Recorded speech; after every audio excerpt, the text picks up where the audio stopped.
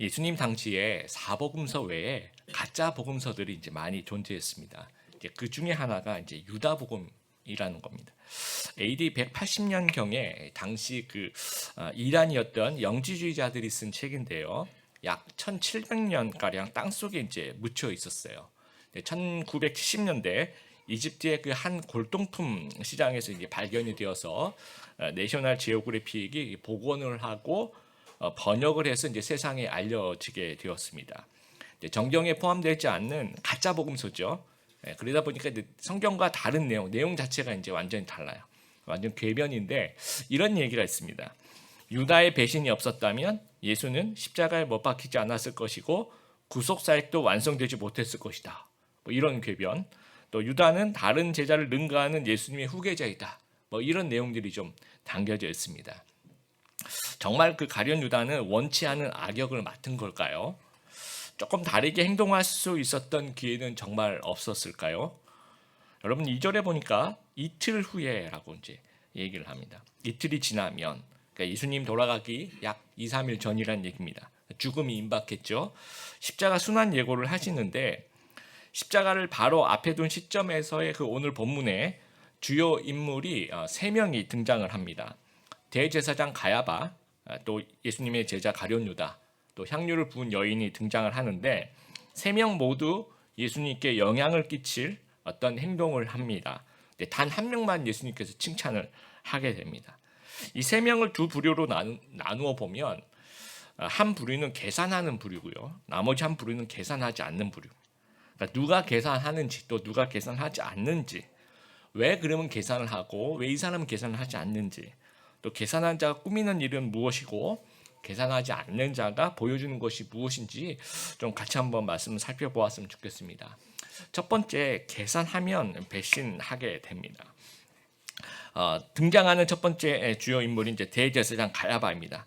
당시 최고 의결 기구가 우리나라 국회 같은 사내들인 공의회입니다. 총 72명으로 구성되어 있는데 대제사장, 사두개인, 서기관, 장로 이런 식으로 구성이 되어 있어요. 그래서 오늘 이제 본문의 3절을 보면 대제사장들과 백성의 장로들이라고 이제 얘기를 하고 있는데 요 구성원이 이제 사내들인 공의회 구성원이라는 얘기입니다. 그런데 공식적으로 모이는 장소가 따로 있어요. 의사당 이런 게 있다는 거죠. 그런데 오늘은 거기서 모이지 않고 대제사장의 관정이다, 공간이다. 이건 사택이라는 얘기예요. 사택에서 모였다는 겁니다. 불법 모의를 하기 위해서 모인 거죠. 4절에 예수를 흉계로 잡아 죽이려고 의논하되, 자, 예수님을 죽일 계획은요, 사내들인 공의는 사형을 의결할 권한이 없습니다. 그래서 그런지 몰라도 사람들 몰래 또 비밀리에 처리하고 싶었는지 눈을 피해서 이제 사택에서 모여서 자기들끼리 이제 모의를 한다는 거죠. 그런데 오늘 이제 대제사장의 관전데 오늘 이제 말씀 보니까 대제사장들이라는 표현을 3절에 쓰고 있습니다. 원래는 종신직이죠. 한 명이어야 합니다. 그러니까 로마의 식민지가 되면서 로마가 이제 이 권력이 대제사장에 집중되는 것을 좀 막으려고 원래 종신직이던 것을 1년 또는 3년 정도 임기를 둔 거예요. 요거 지나면 자꾸 바꾸는 거죠. 자기들이 임명을 자기를 해요. 그런데 안나스라는 대제사장은 AD 6년부터 15년 동안 9년 동안 대제사장을 역임을 합니다. 보통 남들은 1년 또는 3년 하는 걸 이 사람은 9년을 하는 거예요. 그러니까 로마와 아주 좋은 관계를 맺고 있었던 거죠. 그러니까 정치적으로 보면 아주 탁월한 정치력을 발휘하고 있는 사람이라는 거예요. 그 안나스의 사위가 가야바입니다. 오늘 나오는. 근데 이 사람은 여러분 대제사장은 세습이 되잖아요. 그러면 그 아들로 가야 되는데 안나스의 사위입니다. 이 사위 계열로 여러분 조선 왕조가 자기 사위한테 이렇게 가진 않지 않습니까? 그렇죠? 그런데도 불구하고 대제사장이 되었다는 것은 완전 자기 그 장인 어른보다 훨씬 더 정치력이 뛰어난 사람이에요. 그러니까 AD 18년부터 36년 동안 18년 동안 대제사장을 해요.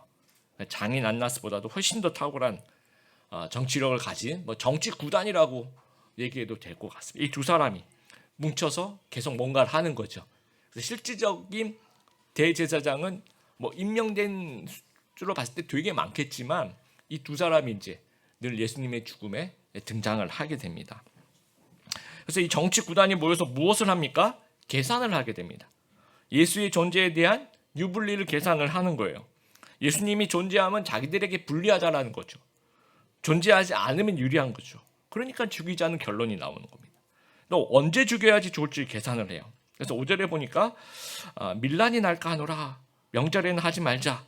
이제 6월절 명절이 이제 다가오니까 6월절 명절에 예루살렘이 모이면 한 200만 명 정도가 순례객들이 모인다라고 합니다. 그러면 그때 만약에 인기 있었던 예수님을 채용을 한다고 했을 때 군중들이 반발을 하거나 폭동을 일으킨다면 뭐 파급 효과는 아주 큰 거죠. 그래서 6월절을 좀 피하자라고 얘기를 했는데 실제로 여러분 6월절에 거사가 일어납니다. 그런데 뭐 우리가 알다시피 뭐 폭동이 일어나 그러진 않아요. 그것이 다 이제 가룟 유다의 도움이 있었기 때문입니다. 두 번째 등장하는 인물이 이제 가룟 유다인데요. 우리가 유대인의 이름은요 패밀리 네임이 없어요. 성이 없습니다. 그러니까 동명이인이 많이 발생을 하겠죠. 그래서 동명이인을 구별하기 위해서 누구의 아들 이렇게 표현을 해요. 눈의 아들 여호수아, 세베대의 아들 야고보. 그렇지 않으면 출신 지역을 붙입니다. 그러니까 누구의 아들이라는 이름 이외의 것들은 다 출신 지역이라 여러분 보시면 돼요. 그러니까 예수님은 누구의 육신의 아들이 아니니까 나사렛 예수 이렇게 되는 겁니다. 막달라 마리아, 또 가룟 유다도 가룟이라는 동네. 여러분 그림을 좀 보시면요, 이스케리옷이라고도 하고 케리오스라고도 하는데 유다의 그 예루살렘 남쪽 베들레헴 사이 요 근처에 있었을 거라고 이제 예상을 하는 겁니다.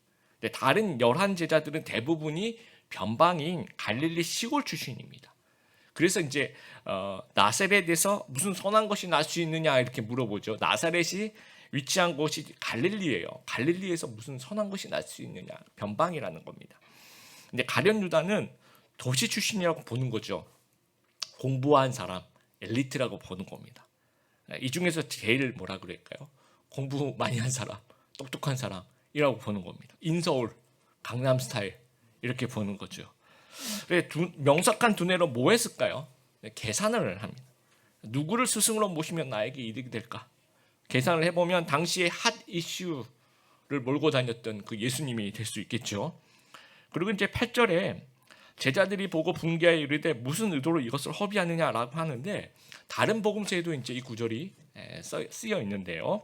다른 복음서에는 가룟 유다가 이제 이 얘기를 해요. 그러니까 다른 제자들도 이런 마음을 품었지만 주도한 가룟 유다가 주도했다 이렇게 보는 겁니다. 그리고 300데나리온을 계산해요. 야 이거 아깝다. 그러면서 9절에 이 비싼 값에 팔아서 가난한 자들에게 줄 수 있었으면 좋았겠다라고 얘기를 하면서 물론 이제 명절에 구제하는 유대인의 문화가 있긴 합니다. 하지만 어디에 써야 할지를 자기들이 계산을 하고 있어요. 남의 헌신을 가지고 자기가 막 계산을 하고 있습니다. 예수님께서 로마 정복은커녕 자꾸 십자가에서 죽는다고 얘기를 하신. 그러니까 이제 계속 실망을 하게 되는 거죠. 그래서 최종 계산은 예수는 앞으로 나에게 도움이 전혀 안 된다라는 결론을 내리게 되는 겁니다. 그래서 그동안에 또 따라다닌 시간 보상이 좀 필요하다 싶으니까 팔아치우고 싶은 거예요. 그래서 이제 15절에 얼마 주겠냐 물어봤더니 은 30 주겠다라고 하니까 딜을 하게 됩니다. 근데 이 은 30이 어느 정도냐면요. 같이 한번 읽어보겠습니다. 시작. 소가 남종이나 여종을 들이받아 죽였을 때는 소의 주인은 종의 주인에게 은 30세겔을 주고 소는 돌로 쳐서 죽여라. 이렇게 사고가 났을 때 사고 처리 비용 또 종이 죽은 보상의 보상금이죠. 종의 사망의 보상금으로 은 30 아마도 그 당시 넉 달치 임금 정도 될 거라고 아마 생각을 합니다. 예수님을 그 정도 은 30 정도의 가치로 그냥 유다는 생각했던 거예요. 여러분 계산하면요 배신할 수밖에 없습니다. 지난 그 수요일이 저희 그 104주년 3.1절이었죠. 3.1절에 관련된 독립운동하는 영화들 많이 나오는데 그 중에 이제 암살이라는 영화 여러분 거기에 이정재 씨가 이제 염석전이라는 인물로 나오게 됩니다. 대한민국 경찰이었는데 밀정으로 변절을 해서 결국 이제 친일파가 되는 거예요. 그래서 이제 거기 나오는 주인공이 물어봐요. 왜 동지를 팔았냐라고 물어봐요. 그랬더니 염석전이 하는 말이 몰랐으니까, 해방될지 몰랐으니까 알면 그랬겠냐라고 물어봅니다. 당시에 이 명석한제가 계산해 보면 대한민국은 가망이 없는 거죠. 아무리 생각해도. 근데 아무리 생각해도 대한민국 해방이 안 될 거라고 계산을 했던 거예요. 몰랐다. 자기 계산이 없었다는 겁니다. 그러니까 이제 친일파가 되는 겁니다. 여러분, 계산하는 자는 끊임없이 자기에게 오는 이익을 추구해요. 친일파들은 내가 잘 먹고 잘 살려면 어느 쪽에 붙어야 될까? 그때 그 시절에 생각해 보면 이제 일본 쪽으로 가게 되는 겁니다. 가룟 유다, 내가 잘 나가는 사람 쪽에 서야 나도 잘 나가는데, 그럼 예수님은 자꾸 십자가 지신다라고 하시니까 그러면 예수는 아니다라는 결론을 내리게 되는 겁니다. 신앙생활도 마찬가지. 무엇이 나에게 유리할까 계속 생각하는 거예요. 하나님이 나에게 뭘 주실까? 이런 걸 내가 하나님께 뭘 드릴까라고 생각하지 않고 하나님이 나에게 뭘 주실까라는 것들, 지난번에 이거 주셨는데 이번에는 왜 이거 안 주시지 자꾸 생각하는 겁니다. 받는 것에 초점을 가지는 거죠. 그러니까 힘든 일 절대로 안 하려고 하고, 절대로 손해 안 보려고 하고, 시간도 철저하게 나 중심으로 사용하고, 또 하나님께 드리는 시간 최소한으로 드리려고 하고, 이러면서 우리는 가룟 유다를 점점 닮아가게 되는 겁니다. 근데 여러분, 계산은요 틀려요. 우리가 아무리 똑똑하게 계산해도 그거 다 틀립니다. 이 이완용이라는 매국노라고, 이 아주 영리한 엘리트입니다. 여러분, 굉장히 똑똑한 사람입니다. 그래서 이제 센 쪽으로부터 우리가 이제 이완용 하면 친일파라고 생각하는데, 그의 일대기를 보면 그렇게 아주 복잡합니다. 처음에는 미국 쪽에 붙어요. 미국이 세구나. 그래서 근대식 교육을 받고 영어에 능통하고, 미국도 뭐 미국 유학을 1년 갔다 오고 대미 외교의 1인자라고 불리우던 그런 어떤 사람이었던 거죠. 그러다가 러시아가 이제 조금 세진 거예요. 그러니까 러시아 쪽으로 탁 붙습니다. 그래서 아간 파천을 주도하고, 하여튼 러시아 쪽에 있다 보니까 대한민국도 어떻게 좀 잘 될 것 같아요. 그러니까 3년 정도 독립협회 활동을 합니다. 실제로. 그래서 독립신문을 발간하는 사람 중에 한 명이 되기도 해요. 그러다가 러일 전쟁에서 이제 일본이 이기니까 바로 러일 전쟁 이후에 친일파로 변신을 하게 됩니다. 가장 센 쪽, 좋아 보이는 쪽에 아주 영리하게 갖다 붙는 거죠. 그런데 이 이완용의 계산은 다 틀린 거예요. 미국도 아니고 러시아도 아니고 일본도 아니고, 결국 어찌어찌해서 대한민국이 독립을 하게 됩니다. 그래서 결국 자신은 나라를 팔아먹은 빌런이 되는 거예요. 근데 아무리 똑똑해도 내 생각대로 되지 않습니다. 우리도 마찬가지. 우리 성도님들도 누가 나를 행복해 줄까? 라고 생각하면서 센 쪽으로 붙는 거야. 스펙이 나를 행복해 줄 거야. 직장이 나를 행복하게 해줄 거야. 재물이, 배우자가, 가정이, 우리 자녀들이 나를 행복하게 해줄 거야. 근데 해보니까 모두 정답이 아니거든. 그러니까 하나님을 뺀 계산은 결국엔 틀릴 수밖에 없다라는 거예요. 왜냐하면 하나님이 정답이니까. 하나님이 정답인데 그걸 빼고 계산하니까 이게 틀릴 수밖에 없는 겁니다. 그래서 신앙생활을 계산하면서 유불리를 따져가면서 하게 되면 나는 가야바나 가룟 유다와 똑같은 사람이 될 수 있다는 것들을 우리가 꼭 기억하게 되길 바랍니다. 두 번째로, 사랑하면 헌신하게 됩니다. 6절에 이제 나병 환자 시몬의 집에라고 되어 있는데, 이전에 이제 나병 환자이었을 거예요. 그러면서 아마도 예수님께서 고쳐주셨을 겁니다. 베단이라는 마을이 나오죠. 같은 마을 사람이에, 여러분 베단이 아주 유명한 인물 기억나시는 사람이 있나요? 나사로. 그렇죠. 나사로와 죽었다 살아난 나사로와 누이 마르다와 마리아 다 같은 마을 사람입니다. 그러니까 이제 마을 잔치니까 아마 같이 참석했을 거라고 생각해요. 그래서 어떤 학자는요, 이 주인인 이 시몬이 아마도 마르다의 남편이 아니었을까, 같은 마을이 사니까 뭐 그렇게 잔치도 같이 참여하고 여러 가지 추측을 해보게 됩니다. 그래서 7절에 한 여자가 라고 얘기를 하고 있는데, 예수의 머리에 기름을 붓는 그 여인이 다른 복음서는 이제 나사로의 누이인 마리아라고 보게 됩니다. 마리아라고 얘기하고 있어요. 그래서 마리아의 입장에서 오빠를 살려주신 그 은혜, 또 자신을 죄에서 구원하신 그 은혜, 또 언제든지 또 이 가정을 사랑해서 가시는 길에 들려서 교제해 주시는 그 예수님의 그 은혜에 정말 보답하고 싶은 마음이 있었던 거죠. 근데 보통 잔치 자리에는 이 손님의 머리에 올리브 기름을 조금 발라주긴 한대요. 들어오실 때. 그런데 이 마리아는 이 귀한 향유 옥합을 머리에 붓습니다. 7절에 그렇게 나와 있죠. 매우 귀한 향유 한 옥합을이라고 이야기를 하고 있습니다. 다른 복음서는 나드 향유라고 얘기를 하는데 이 나드라는 것은 히말라야 산맥과 또 인도에서 나오는 그 나드 식물의 뿌리에서 추출한 기름이야. 아주 비싼 값이라고 합니다. 그리고 이 병 모습이 그 알라바스토라고 해서 오늘날처럼 여러분 향수 이렇게 칙칙 뿌리는 그런 게 아니고요. 석회 성분을 띤 돌로 만든 항아리의 그 일종이라고 해야 될까요? 둥근 모양의 목이 길며 구멍이 없습니다. 그래서 내용물을 사용할 때는 그 목 부분을 끼워서 사용하는 거죠. 그 예수님 이 냄새 좋은데 한번 맡아보세요. 칙칙 뿌려주는 그 정도가 아니라는 거예요. 이것은 목을 깨면 이건 다시는 쓸 수 없는 겁니다. 재활용에 불과한 겁니다. 다른 복음서에 보면 시가가 한 300데나리온 정도 된다라고 해요. 뭐 1년치 임금입니다.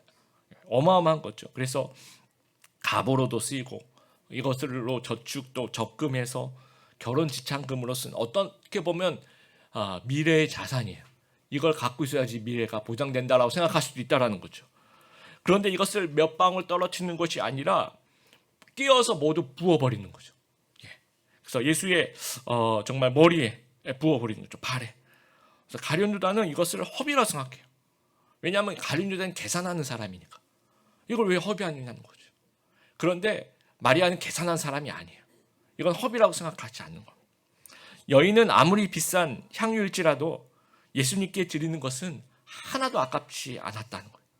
그래서 7절에 머리에 붓는데 다른 복음서는 발에도 부었다. 그래서 이건 머리에도 붓고 자연스럽게 발에도 붓고 또 발에 부을 때 눈물로 발을 씻어요. 근데 여러분 머리털로 이 향유를 부으면서 눈물로 머리털을 씻기는데 이건 정말 아무나 할 수 없는 거예요. 여러분 머리카락으로 누군가 이렇게 뭔가 된다고 생각해도 잘 그리지 못하는데 발에 그것을 눈물로 머리칼로 씻는다는 것은 정말 하나님께 다 끼워서 드리고 싶어하는 그런 헌신의 마음을 표현하는 겁니다. 그러니까 여인이 생각하는 예수님의 가치는 향유 옥합의 가치 이렇게 뛰어넘는 거예요. 이건 내 미래의 자산이야. 이거 아니에요. 예수님에 비하면 이건 아무것도 아니야라고 생각하는 거죠. 그러니까 예수님께 드리는 것이 너무 기쁘고 감격스러워서 모두 다 드리고 싶은 거예요. 그래서 깨뜨리게 되는 겁니다. 여러분은 우리 예수님이 여러분에게 어느 정도 가치입니까? 은 30 정도 챙길 정도입니까? 아니면 나의 옥합을 다 끼워도 아깝지 않을 그런 존재입니까? 여러분 사랑하면 계산하지 않습니다. 헌신은 계산하지 않는 거예요. 사랑하면 헌신하게 돼요. 부모님의 사랑도 마찬가지. 아이 육아를 할 때도 뭐 이 아이에게 들어가는 시간과 에너지와 재정과 경력, 단절과 이런 비용들을 계산하지 않아요. 내가 얘가 20살 되면 내가 비용을 청구해야 되겠다 이렇게 생각하지 않습니다. 그냥 헌신하는 거예요. 그냥 깨뜨리는 거예요. 일제치하의 독립운동가도 마찬가지예요. 독립운동하면 본인도 고생하고 가족도 고생하고 자손들도 고생하고 다 알아요. 근데 계산하는 자는 절대로 그런 고귀한 행동을 할 수가 없는 겁니다. 나라와 민족을 사랑할 때 이 모든 계산을 뛰어넘을 수 있다는 거예요. 깨뜨리게 된다는 겁니다. 3명 중에서 예수님께서 칭찬하신 유일한 사람이 10절에 이 여인인데 예수님께서 저는 2가지를 칭찬하셨을 거라고 생각해요. 첫 번째는 이 옥합을 깨뜨리는 다 부어드리는 그 마음을 예수님께서 칭찬하셨고 그 다음에 또 하나는 뭐냐면요. 이 타이밍을 칭찬하시는 거죠. 지금이 옥합을 부을 적기라는 거예요. 이 타이밍. 이 짐 맥컬리의 그 언카피어블이라는 책을 제가 이번 주에 읽었습니다. 근데 거기에 뭐 여러 얘기가 있는데 그 중에 하나가 이 이제 저자죠. 유리공예를 아마 취미로 하시는 분인 것 같아요. 유리공예를 하다가 아주 거장에게 좀 배우고 싶어서 살아있는 유리 공예 거장이 리노 탈리아 피에트라라는 베네치아 출신의 공예가가 있대요. 이분은 25살 때부터 거장이었던 지금은 할아버지인데 어마어마하게 하여튼 잘하시는 분이에요. 그래서 이분에게 수업을 받으려면 아주 복잡한 하버드 입학하는 것보다 더 힘든 과정을 거친다고 이분이 얘기하시는데 하여튼 그래서 그게 되어서 수업을 들었대요. 그런데 그 수업을 들을 때 제자들이 딱 한 명당 하나씩을 질문할 수 있었다고 합니다. 그런데 한 명당 하나씩 그 질문이 뭐냐면 이분의 질문이 뭐냐면 이제 여러분 유리공예 하시는 거 여러 가지가 있지만 후 불면 끝에 이렇게 볼이 이렇게 올라오는 그런 공예도 있잖아요. 보신 적 있으세요? 그 후 불면 이렇게 올라오는 그것과 다른 유리를 이렇게 접합하는 이 부분이 자기는 하면 할수록 계속 실패를 하더라. 여러 번 해도 뭐 몇백 번 해도 계속 그 잘 안 되더래요. 그래서 물어본 거예요. 선생님, 내가 이게 잘 안 됐는데 이걸 어떻게 할까요? 했더니 선생님이 하시는 말씀이 한번 해보라고. 내가 보는 데서 한번 해보라고.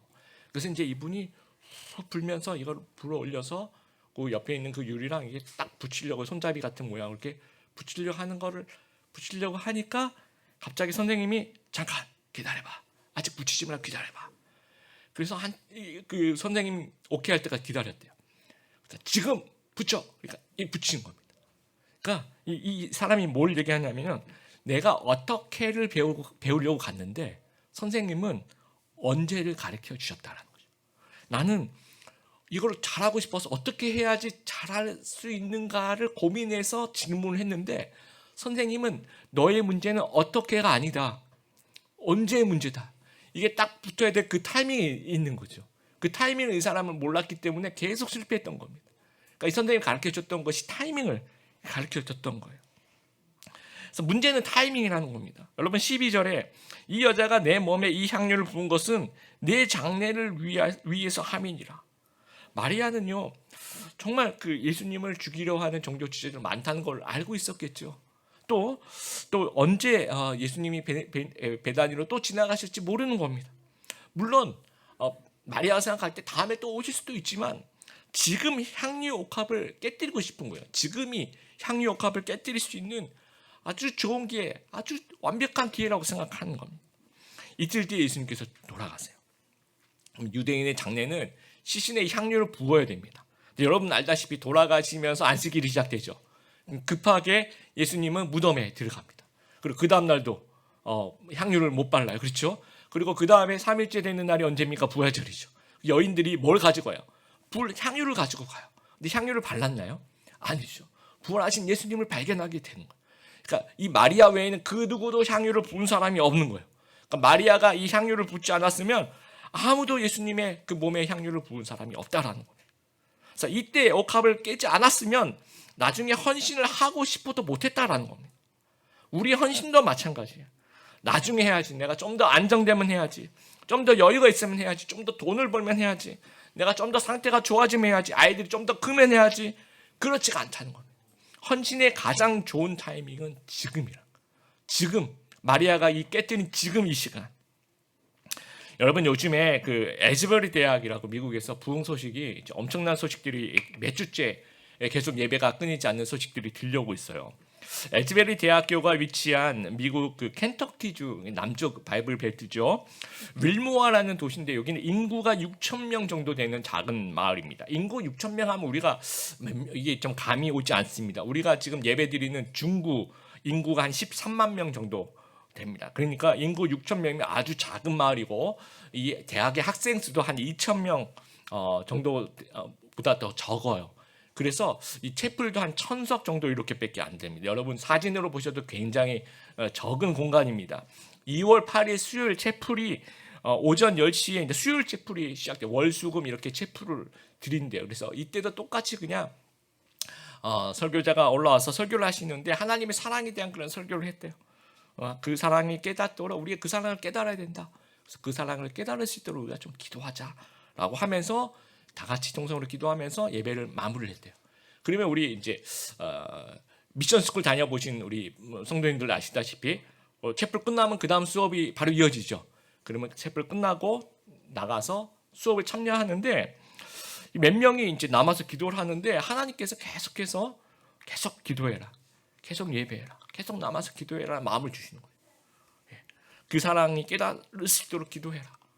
그 사랑을 깨달을 수 있도록. 그래서 지금 기도해라라고 이렇게 부르시는 거예요. 그래서 그 부르심에 응답한 사람들이 남아서 기도하기 시작합니다. 그리고 수업으로 들어갔던 학생들도 몇 명은 계속 그 마음속에 내가 지금 기도하라는 부르심을 받은 사람들은 수업에 들어가다 다시 와서 채플이 한 명씩 두 명씩 모이기 시작합니다. 그러면서 그 자신들의 옥합을 지금 깨뜨리는 거야. 나중에 수업 다 끝나고 저녁 6시에 오겠습니다. 그게 아니라 지금 기도하라는 그 부르심에 자신들의 옥합을 깨뜨려요. 그러면서 끝나지 않는 예배가 지금 2주 넘도록 진행이 되고 있습니다. 24시간 채플실 가득 메운 학생들 때문에 학사 일정 완전 중단이 됐고요. 또 SNS 소식을 듣고 미국에 수천 명, 수만 명들이 모여들어요. 그리고 막 6시간, 7시간씩 줄을 서요. 여러분 그림에 보시면 바깥에 이렇게 줄을 쓰고 야외에 이렇게 앉아가지고 자기들끼리 막 예배를 해요. 난리가 났습니다. 그래서 인근 대학으로 이 부흥의 소식이 또 인근 대학에서도 기도 모임이 살아나고 예배가 막 살아나고 해외로 계속 뻗어나가고 있어요. 이것이 부르심에 응답하며 지금 향유 옥합을 깨면서 부흥이 시작이 되는 겁니다. 그래서 제가 이 유튜브로 이 어떤 것들을 많이 봤는데 그 중에 이제 이런 내용이 있더라고요. 여러분 제일 오른쪽 위에 서 계신 분이 중국계 말레이시아인인데 홍투레오라는 교수님인데 2015년도에 이 에즈베리 대학의 방문 교수로 방문을 하셨대요. 그리고 이제 말레이시아로 가서서 계속 교수 사역을 하고 계셨는데 하나님께서 계속 그 강한 부르심으로 에즈베리의 부흥을 위해서 기도하라는 마음을 계속 주셨대요. 그래서 이게 내가 잘못 하나님의 음성을 들을 수도 있으니까 아주 여러 채널로 아주 오랜 시간에 걸쳐서 그것을 점검하고 또 점검하고 또 점검했는데 하나님께서 계속해서 너는 에즈베리에 가서 기도하라. 부흥이 일어날 것이다. 기도하라고 마음을 주셨다는 거예요. 그래서 향후 옥합을 깨는 마음으로 자신을 이제 완전 드리는 거예요. 2019년에 아예 에즈베리 대학을 이주를 해서 본격적으로 기도를 시작했는데 목에 저렇게 오른쪽 왼쪽에 이 팻말이라고 할까요? 사인을 들고 하나님께서 우리 부흥을 위해서 기도하라고 하신다를 몇 년 동안 지금 4년 넘도록 그렇게 돌아다니면서 아주 이 동네 되게 유명하신 분이라고 합니다. 그러면서 몇 년 뒤에 놀라운 부흥의 역사들이 일어나는 거예요. 이 미국 땅은요 정말 이 마약과 총기와 무신론에 푹 빠져 있는 그런 땅이에요. 완전 기독교가 풀이 죽어 있고 눌려 있는 그 하나님의 백성들을 이제 이 부흥의 운동을 위해서 깨우시는 거예요. 영적 각성이 일어나고 있고 회개의 역사들이 지금 일어나고 있습니다. 여러분 우리나라에도 이 땅에서 이런 부흥의 역사가 좀 일어났으면 좋겠어요. 여러분 우리 드림이 교회 안에서도 이런 부흥의 역사가 일어났으면 좋겠습니다. 지금 부르심에 응답하는 옥합을 깨뜨리는 우리 성도들의 헌신이 있다면 하나님께서 위대한 역사들을 이 땅에서 일으켜 주실 것입니다. 우리가 이것들을 기대하면서 기도할 수 있는 저희들이 되었으면 좋겠습니다. 아까 서두에 제가 말씀드린 이 가련 유다 악역을 맡아서 죄가 없어질까요? 한번 읽어보도록 로마서 6장 같이 한번 읽어보겠습니다. 그러면 우리가 무슨 말을 더하겠습니까? 은혜를 더하게 하려고 계속 죄를 지어야 하겠습니까? 절대로 그럴 수 없습니다. 죄에 대하여 죽은 우리가 어떻게 죄 가운데서 살 수 있겠습니까? 핑계죠, 핑계. 유다가 아니어도 제사장이 배반할 수도 있는 거고 바리새인이 예수님을 넘겨줄 수 있는 겁니다. 예수님은 유다에게 기회를 주셨어요. 향유 옥합을 깨뜨릴 수 있는 기회를 주신 겁니다. 그런데 유다는 향유 옥합을 깨뜨리지 않고 드리지 않고 자기가 그냥 음삼십을 가져가는 거예요. 예수님께 헌신하지 않고 예수님을 이용하고 배신한 겁니다. 만약에 유다가 그 명석함을 주님을 위해서 사용했다면 자신의 그 향유 옥합을 깨뜨렸다면 정말 사도 바울과 같이 하나님께서 정말 놀랍게 사용하실 수 있는 그런 가능성이 있었다는 하나님께서 오늘도 우리에게 그런 기회를 주십니다. 우리가 계산할 것인가 아니면 향유 옥합을 깨뜨릴 것인가 우리가 결단해야 될 문제라는 겁니다. 여러분 계산하면 이용하고 배신할 수밖에 없어요. 근데 사랑하면 헌신하게 되는 거예요. 자연스럽게. 우리의 향유 옥합은 여러분 무엇입니까? 그것을 하나님께 드리는 우리 귀한 성도님들 되시길 바랍니다. 옥합은 깨져야 향기가 풍깁니다. 따라하겠습니다. 옥합은 깨져야 향기를 풍긴다. 그냥 갖고 있으면 아무 일도 일어나지 않습니다. 그 안에 아무리 좋은 것이 있더라도 깨어져야만 부어지고 사용될 수 있고 그것이 하나님께 영광을 돌리고 이것을 풍성하게 할 수 있다는 사실들을 우리가 기억하게 되길 바랍니다. 그게 언제입니까? 지금이에요. 지금 나의 향유 옥합, 내 삶을 하나님께 좀 매일매일 깨뜨리면서 하나님께 가장 좋은 것 드릴 수 있는 우리 귀한 성도님들 다 되시기를 주님의 이름으로 축복합니다.